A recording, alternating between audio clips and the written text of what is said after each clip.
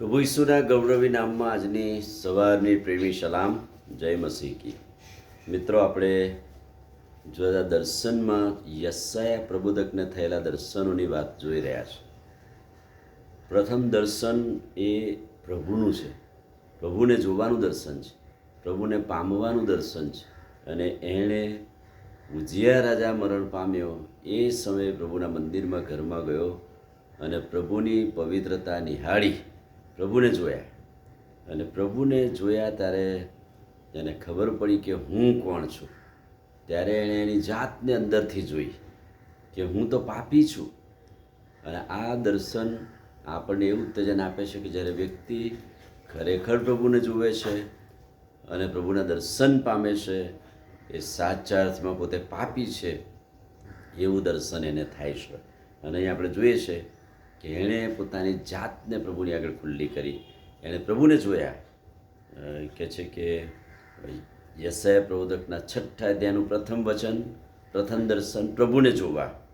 અને ત્યાર પછી 5મા વચનથી આગળ, અફસોસ છે મને આવી બન્યું, મેં મારી જાતને જોઈ, હું પાપી છું. અને આજે આપણે જોઈએ 3જું વચન, યશાયા પ્રબોધકનું પુસ્તક 6 અધ્યાય અને 8મું વચન.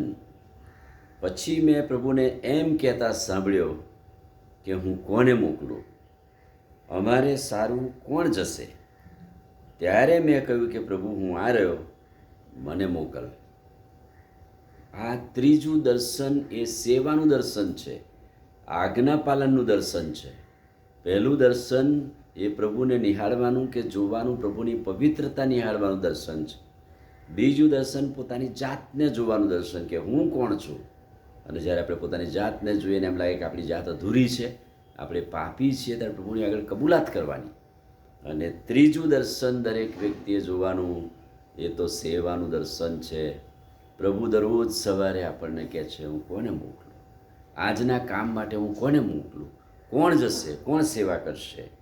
અને એણે એમ કહે છે કે પાપનું પ્રાયશ્ચિત થયા પછી, પાપની કબૂલાત કર્યા પછી, પાપની માફી મળ્યા પછી સેવાનું દર્શન થાય છે. આપણે કદી પ્રભુને જોતા નથી, પ્રભુને પામતા નથી, પ્રભુની ઈચ્છા જાણતા નથી, આપણે કબૂલાત કરતા નથી, આપણી જાતને નમાવતા નથી, પછી સેવાનું દર્શન ક્યાંથી હોય? પણ અહીંયા યશાયા પ્રબોધકના દર્શનમાં સ્પષ્ટ થાય છે કે યશાયા જ્યારે ખરેખર પ્રભુને જોયા, પ્રભુને ઓળખ્યા, ત્યારે ખરેખર એણે પોતાની જાતને ઓળખી. અત્યાર સુધી કદાચ એ પોતાની જાતને પ્રબોધક કહેવડાવતો હશે અથવા સેવક કહેવડાવતો હશે, પણ જ્યારે ખરેખર પ્રભુને જોયા ત્યારે એણે પોતાની જાતને પણ જોઈ. એણે અફસોસ કહ્યું કે હું તો અશુદ્ધ ઓઠોનો માણસ છું, અશુદ્ધ લોકોમાં રહું છું, પાપી છું. પ્રાયશ્ચિત થયું, કબૂલાત થઈ, સાચા અર્થમાં સેવાનું દર્શન પ્રાપ્ત થયું.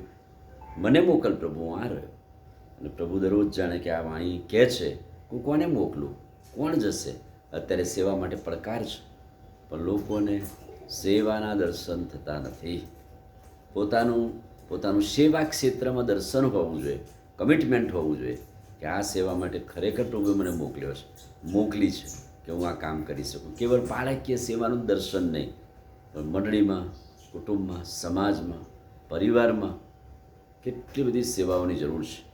પ્રભુ માગે છે, પ્રભુ કહે છે, હું કોને મોકલું, અમારે સારું કોણ જશે? ત્યારે યશાયાએ કહ્યું, પ્રભુ આ રહ્યો, મને મોકલ, હું જઈશ.